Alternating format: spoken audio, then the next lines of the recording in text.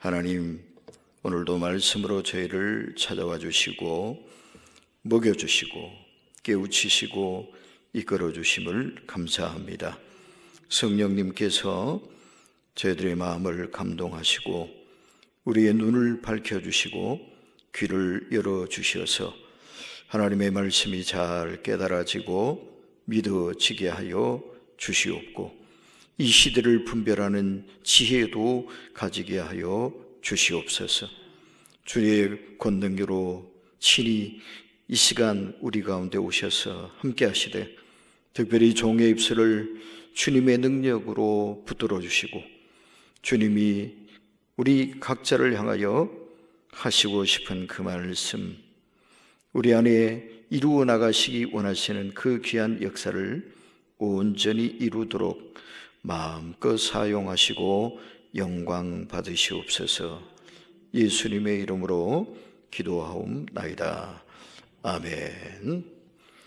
3.1 독립 만세 운동이 벌어진 지가 올해가 이제 딱 101년 됐습니다. 어떻게 보면 오래된 것 같은데 사실은 또 그렇게 오래됐다고까지 할 건 없을 것 같아요. 그죠? 101년 됐으니까 지금 3.1 운동 때 현장에 계셨던, 물론 까나라기로 태어나셨다고 한다면 101살 됐다는 소리잖아요. 그죠? 우리나라 나이로 한 102살에서 3살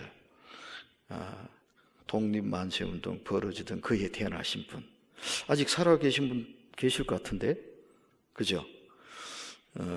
그러니까 그렇게 되게 오래된 세월은 아니다라는 얘기예요.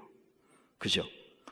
그러니까 우리나라가 참 한심하게 나라의 주권을 빼앗기고 비참한 노예살이 보다 못한 그런 참담한 지경에 빠졌던 그때가 불과 100년밖에 안 됐어요. 아직 살아계신 분도 계셔요.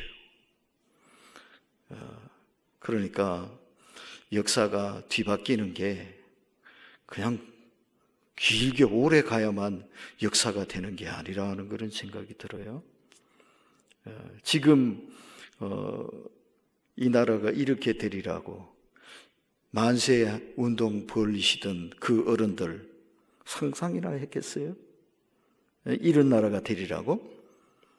근데 결국은 그 아무것도 못 보고 다 돌아가셨는데, 근데 조금만 더 계셨으면 이런 날이 이렇게 벌어지게 됐는데 참 놀랍지 않습니까?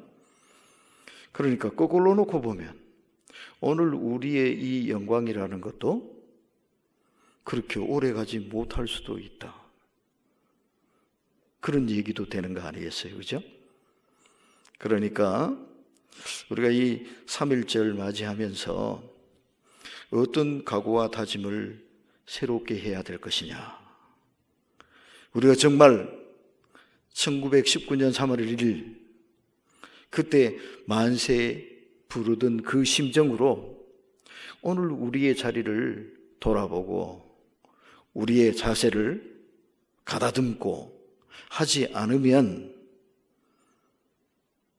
또다시 그 부끄러운 역사를 되풀이하지 말라는 법도 없지 않느냐, 그런 두려운 생각이 든다 이 말이에요. 자, 그러니까 또 이 3.1절 그 정신이 얼마나 거룩하고도 아름답고도 숭고했던가 하는 것을 기억하게 되는 것 같아요.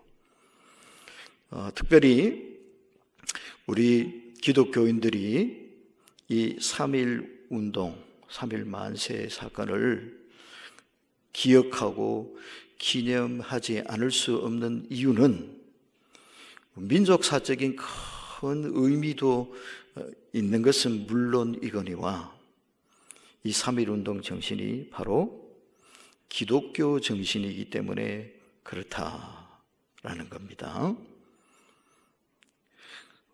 파고다 공원에서 이 독립선언문이 낭독이 되었는데, 아까 우리 권사님 기도하시면서 말씀하셨던 것처럼 이 독립선언문에 서명하신 분이 모두 33분인데 그 중에 16분이 우리 기독교의 목사님과 장로님들이셨다. 다른 종교는 천도교가 좀 많았고요, 불교는 한 사람 이랬습니다. 이 나라의 독립을 위해서 들고 일어났던 이 위대한 운동을 일으켰던 그 주역이 바로 다름 아닌 대부분의 절대 다수가 우리 기독교도들이었다, 기독교 성도들이었다라는 거. 그러니까 당연히 이 독립선언문 안에는 어떤 내용이 담겨 있느냐? 기독교 정신이 담겨 있을 수밖에 없다 이 말이에요.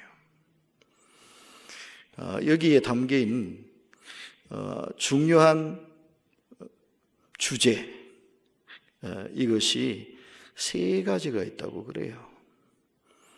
하나는 자유이고요, 또 다른 하나는 평화이고요, 또 다른 하나는 저항이라고 그래요. 이게 바로 예수님이 가르쳐 주신 바로 그 정신에 기반한 아주 중요한 우리의 권리요, 또 우리가 지켜야 할 소중한 가치다. 이것을 이 선언문에 담고 있다 그럽니다. 그래서 우리도 이 3.1 운동 정신, 이 숭고한 그 정신을 오늘 다시 한번 되새기고, 또 이 나라와 이 결의를 복음의 반석 위에 흔들리지 않도록 견고히 세우는 거룩한 결단이 있어야만 하겠다.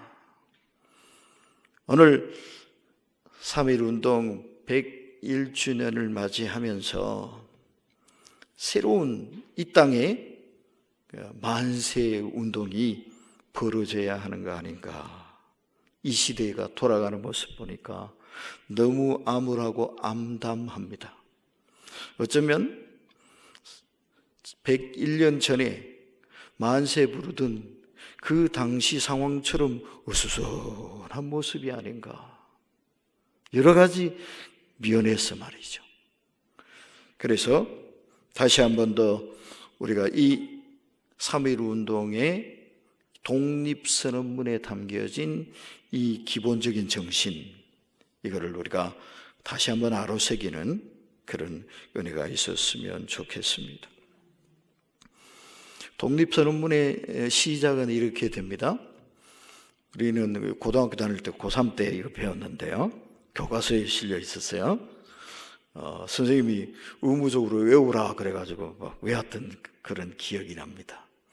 오등은 자의 조선의 독립국인과 조선인의 자주민임을 선언하노라, 이렇게 시작을 하거든요. 한문투로 되어 있어서 좀 어렵죠. 우리 조선이 독립국인 것과 조선 사람의 자유민임인 것을 선언한다, 이런 선언으로 시작이 되는 거거든요. 자유, 제일 처음 외친 게 자유예요.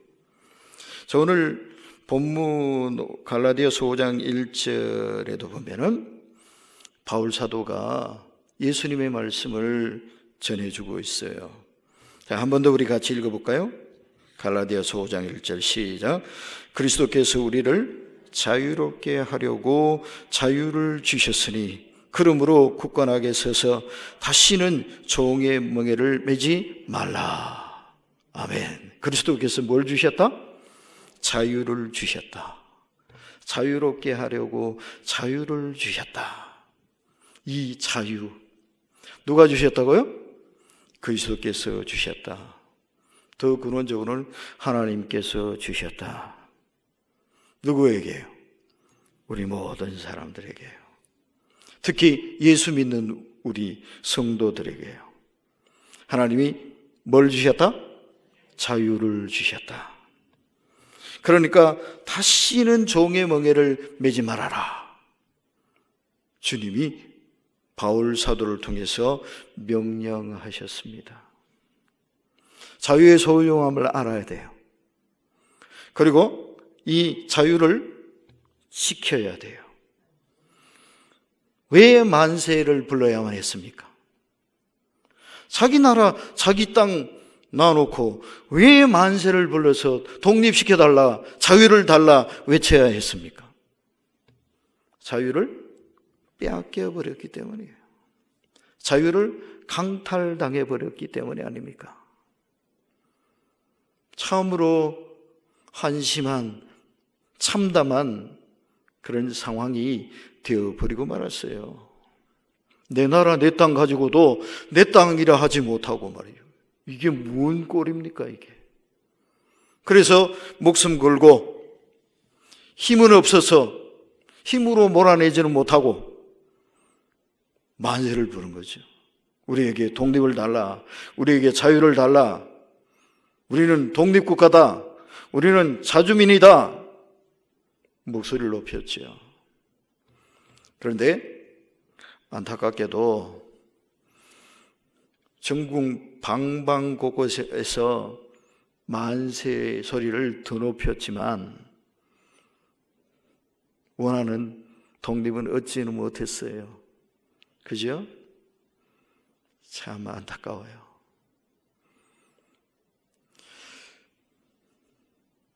이렇게 자유를 잃고 난 뒤에 자유를 달라고 몸부림치며 외치는 거, 이거 우리 두 번 다시 되풀이하면 안 되죠. 다시는 그런 일이 있어서는 안 될 거 아니에요. 있을 때 지켜야 돼요. 자유를 누릴 수 있을 때 이 자유를 지켜야 돼요.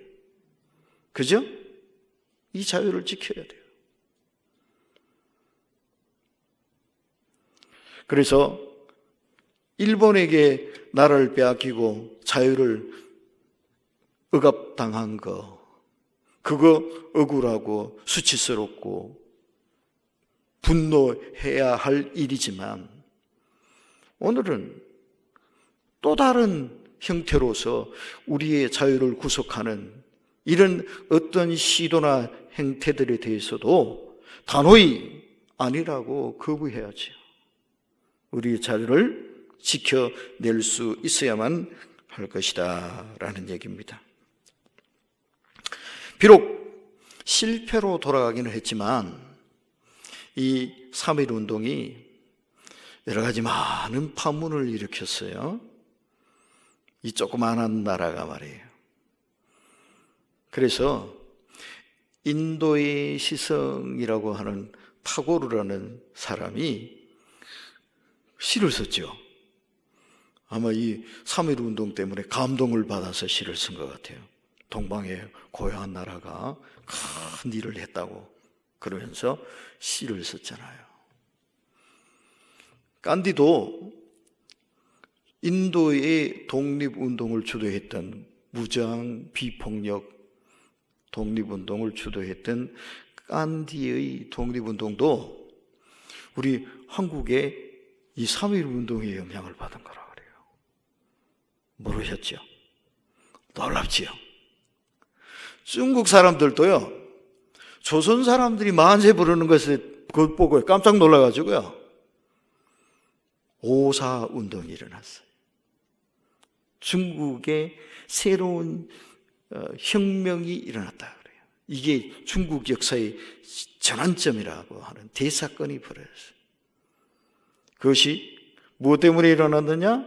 우리나라 조선의 독립운동, 만세운동 때문에 여기에 자극을 받고, 야, 저렇게 조그마한 나라도 만세를 부르고 독립을 달라 그러는데 우리는 이 큰 나라가 이러고 가만히 있으면 어떡하냐? 중국을 움직이는, 자극을 주는 이 사건, 그리고 동남아시아의 수많은 나라들이 독립운동을 일으키게 한 기폭제가 됐다 그럽니다. 말레이시아, 뭐 이런, 인도네시아 이런 나라들에 실패한 것 같았지만 힘이 없어 그냥 한번 외치다가 사그라지고 만 것 같았지만 이게 그냥 그렇게 끝난 게 아니었더라 이 말입니다. 세계사에 던진 파문이, 영향력이 결코 작지 않았다. 대단한 일이죠. 오늘도 하나님은 우리가 자유하기를 원하십니다. 1919년에도 그랬어요. 일본의 주여산 문제도 있었지만 이 나라에 소수의 양반들 빼고는 다 노예나 마찬가지였어요. 일반 백성들은 정말 비참하게 살았어요. 그들에게 필요한 것이 자유였다고요. 바울 사도가 이 말씀을 전한 초대교회도 마찬가지예요. 성도들이 절대 다수가 노예들이었거든요. 노예 살해하고 있던 사람들이에요. 이들이 꿈에도 그런 게 뭐였겠어요? 자유 아니겠어요? 자유. 근데 이 자유가 왜 이렇게 박탈당하고 자유를 빼앗긴 채 억압 속에 신음하며 살아야 했느냐? 이게 왜 이렇게 된 거예요? 하나님이 원래 사람을 만드실 때 이래 만들었냐 말이에요. 어떤 사람은 주인이 되고 어떤 사람은 노예가 되고 어떤 사람은 자유롭고 어떤 사람은 속박 아래 살고 이렇게 만드셨나 이 말이에요. 아니잖아요. 뭐가 이렇게 만들었어요? 하나님이 사람을 지으실 때는 자유로운 인격자로 만드셨어요. 노예로 만드신 게 아니에요. 로봇으로 만드신 게 아니에요. 하나님과 대화가 통하고 하나님과 인격적인 교제를 나눌 수 있는 그런 거룩하고 존귀한 존재로 만들어주셨단 말이죠. 그죠? 아담을 지으시고는 하나님이 보시고 너무 좋아하셨잖아요. 그리고는 아담아 아담아 부르시고 아담과 대화하시고 아담과 교제하시고 아담에게 자유로운 선택권을 허락해 주셔서 동산 안에서 마음껏 행복하게 자유를 누리며 살게 하시고 이게 하나님이 사람을 지으실 때 원래 만들어 주신 모습이에요. 그런데 이게 왜 깨뜨려져 버렸습니까? 죄가 그렇게 만든 거죠. 사탄에게 속아서 이렇게 된 거죠. 마귀에게 속아서 이렇게 된 거 아닙니까? 오늘도 마찬가지. 그래서 자유는 어디에서부터 오느냐? 사탄의 속박을 끊어버리는 데서부터 온다 할 것입니다. 마귀를 물리쳐야 자유가 있어요. 마귀를 거부하고 내쫓아야 거기에 진정한 자유가 있다 이 말이에요. 오늘날 우리 삶을 속박하고 얽매여 오는 이런 사탄의 무리들의 교묘한 도전들, 음모들, 모략들 이것을 분쇄하고 몰아내어야 합니다. 안타깝게도 지금 어떤 무리들은 우리 국민들에게서 자유를 자꾸 제한하려고 시도를 하는 이런 모습들이 보여지고 있어요. 헌법에도 자유를 빼버리려고 그러고 그리고 무슨 사유재산도 자꾸 제한하려고 그러고 토지를 자기 마음대로 소유하고 사고 팔고 하지 못하고 국가가 관리하겠다 이러고 이거 안 됩니다. 용납하면 안 됩니다. 하나님이 주신 자유를 우리가 지켜내야 한다라는 사실을 꼭 기억해야 하겠습니다. 하나님의 형상으로 지으심을 받은 사람은 인종이나 빈부나 성별이나 지역에 상관없이 모두 존귀하고 자유롭게 살 수 있는 권한과 권리와 자격을 부여받은 거룩한 하나님의 자녀들입니다. 그런데 이 자유도 지켜내야 누릴 수 있다 하는 것을 잊어버리지 말아야 되겠습니다. 101년 전에 우리 어른들은 이걸 지키지를 못해서 빼앗겨버리고 말았습니다. 되찾으려고 몸부림쳤는데 그게 잘 안 됐어요. 수많은 사람들이 만세 한번 부르고 감옥에 갇히고 매를 맞고 고문을 당하고 여러 사람이 목숨을 잃어야만 했습니다.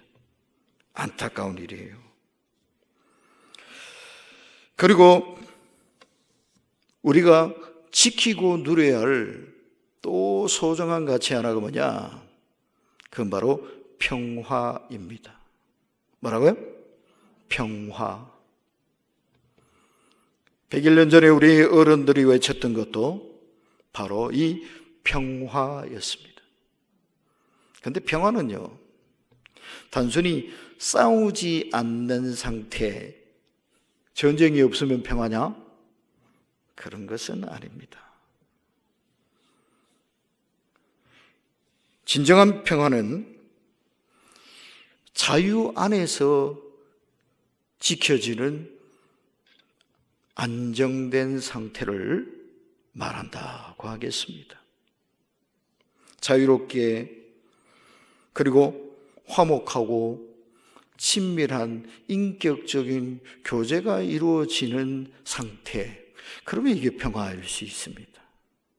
싸우지 않고 다투지 않고 그러면서도 서로 화목하고 인격적으로 자유로운 교제가 이루어지는 상태, 그렇다면 이게 평화겠지요.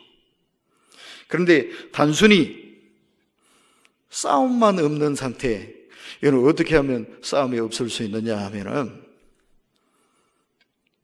힘의 균형이 깨어진 상태, 일방이 상대를 제압해버리면 평화가 있습니다.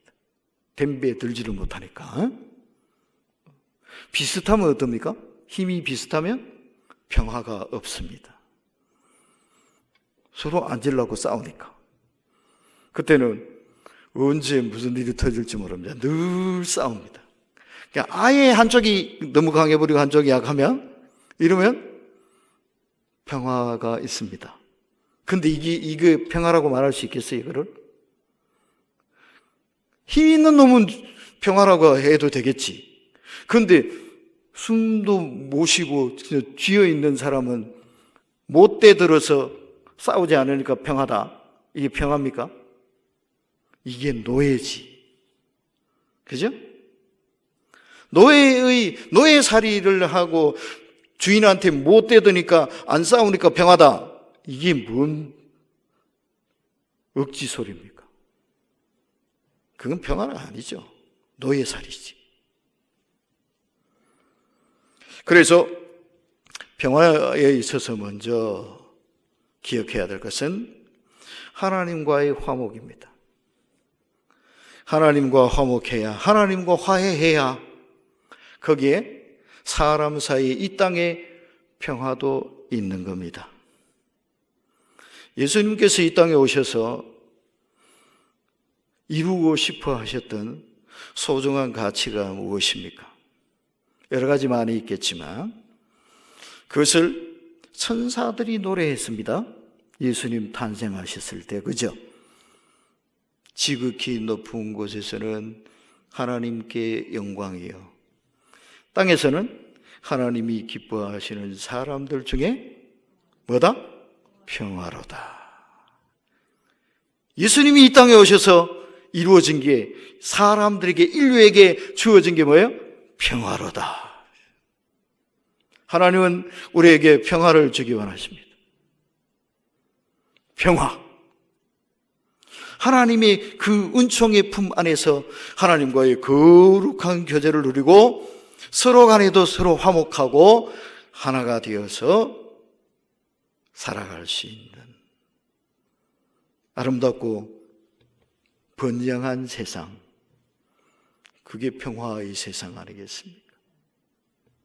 그것을 하나님은 우리가 그걸 누리고 지켜내기를 원하십니다.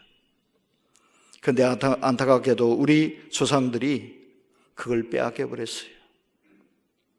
평화가 없어. 일본의 강점 아래서는 평화라는 있을 수가 없어요.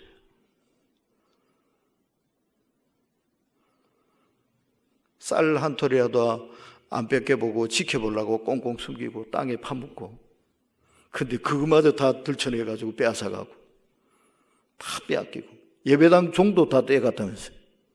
예? 전쟁 물자로 쓴다고. 그렇게 수탈당하는데 뭔 평화가 있습니까? 평화를 잃어버렸어요. 근데 우리도 평화롭게 살 권리가 있다. 우리에게도 이 권리를 되찾게 해달라. 근데 사실은요, 독립만 한다고 평화가 있는 것은 또 아니더라고요. 그죠? 나라를 되찾아 주권을 회복했다고 평화가 자동으로 찾아오는 게 아니더라고요. 해방되고 5년 뒤에 바로 전쟁이 터져버렸잖아. 전쟁 터지기 전에도, 전쟁 안 할 때에도 이미 평화는 없었어요. 맨날 시위하고 맨날 폭동이 일어나고 여수 순천에서 군대가 반란을 일으키고, 이게 뭐 평화입니까? 참 혼돈의 세월들이 있었던 것을 기억합니다. 그래서 다시 한 번 더, 오늘 이 시대도 또 그런 꼴로 돌아가고 있는 거 아니냐? 평화가 없어요. 서로 싸우고 서로 미워하고 내 편 네 편 가르고, 이거 참 암담한 우리의 현실입니다. 3.1운동 만세 불렀던 그 어른들의 그 심정으로 오늘 우리도 이 땅에 진정한 평화의 세계를 열어나가자, 우리의 평화를 우리가 지켜내자, 목소리쳐 외쳐야 할 그런 상황이 아닌가 여겨집니다. 그런데 이 평화는 하나님이 우리에게 평화를 주신 것도 그렇죠. 아까 예수님 탄생하셨을 때 천사들의 노래의 말씀을 드렸는데, 왜 이 땅에 하나님이 기뻐하시는 사람들 중에 평화가 주어졌다 그랬냐면은 예수님 오셨기 때문에 그런 거예요. 그죠? 예수님 오셨다, 이 말은 무슨 소리입니까? 하나님이 큰 희생을 하셨다는 얘기예요. 자기 외아들을 세상에 내려보내셨잖아요. 외아들을 십자가에 못 박아 죽게 하셨잖아요. 그래서 얻어진 게 뭐예요? 평화예요. 공짜로 얻어진 게 아니에요. 하나님의 큰 희생의 대가로 우리 인류에게 주어진 것이 평화란 말이에요. 그렇지 않아요? 사탄에게 빼앗겨버렸던, 강도당해버렸던 그 평화를 되찾아주기 위해서 하나님이 큰 희생의 대가를 치르셨다 이 말이에요. 그래서 예수님께서 우리 사람들이 누려야 할 평화에 대해서도 이렇게 말씀을 하셨어요. 마태복음 5장 9절에 보면은, 마태복음 5장 첫 부분에는 이 세상에 부어주시는 하나님의 복 8가지를 말하고 있어요. 8복이잖아요. 그죠? 맨 처음 복이 뭐였어요? 심령이 가난한 자는 복이 있나니 천국이 저들의 것이다. 그죠? 예? 근데 이 5장 9절에는 뭐가 있냐면은 화평케 하는 자는 복이 있나니. 어떻게 하는 사람 복이 있다? 화평케 하는 사람. 그랬어요. 그죠? 화평하게 하는 사람이에요. 화평을 누리는 사람이 복이 있다가 아니라 화평하게 하는 사람이 복이 있다. 화평하게 하는 사람. 영어로 하면 뭐라고 하면 될까요? 피스메이커. 평화를 만드는 사람. 평화롭게 하는 사람. 화목하게 하는 사람. 그 사람이 복이 있다 그랬습니다. 바로 우리 그리스도인들이 그래야 되는 줄 믿습니다. 그런데 화목하게 하려고 그러면 어떻게 해야 될까요? 그냥 저절로 화목해집니까? 가정이 화목하게 되어지려면 어떻게 해야 됩니까? 누군가가 희생해야 합니다. 그죠? 교회가 화목하게 되려면 어떻게 해야 됩니까? 누군가가 십자가를 져야 됩니다. 이 나라가 화목해지려면, 평화로워지려면 어떻게 해야 됩니까? 누군가가 고난을 감수해야 됩니다. 손해를 각오해야 합니다. 하나님, 우리가 이 평화를 누리고 또 지켜내며 평화를 창조해 나가기를 원하십니다. 그 일을 누가 해야 되겠어요? 예수님이 앞장서서 하셨는데, 예수님의 그 뜻을 본받아서 이제는 우리 믿는 사람들이 그 일을 해야 되는 줄 믿습니다. 그리고 저항이라 그랬는데요. 이것은 싸움이라 이래 불러도 될 것 같아요. 좀 고상한 말로 저항 정신 뭐 이렇게 표현을 했는데요. 이거는 싸움이에요. 성경에는 그리스도인에 대해서 종종 이런 표현을 많이 썼어요. 군사. 예수 믿는 사람이 누구냐? 군사다. 군사는 모집한 자를 기쁘시게 하기 위해서 자신을 절제한다. 이런 말씀도 하셨고, 그죠? 그리고 에베소 6장에서는 바울 사도가 하나님의 전신갑주를 입으라 그랬죠.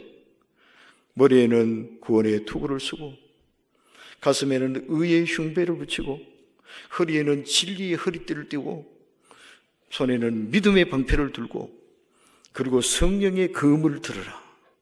그죠? 이게 다 뭐 하는 겁니까? 싸우는 거야, 싸우는 거. 무장하는 거잖아요. 군인이 무장하는 거잖아요. 무장해서 뭐 합니까? 뭐 하려고 무장합니까? 싸우려고 하는 거지. 우리는 뭐 해야 되느냐? 싸워야 한다 말이에요. 평화하고 반대되는 것 같죠? 평화하자면서 왜 또 싸우래?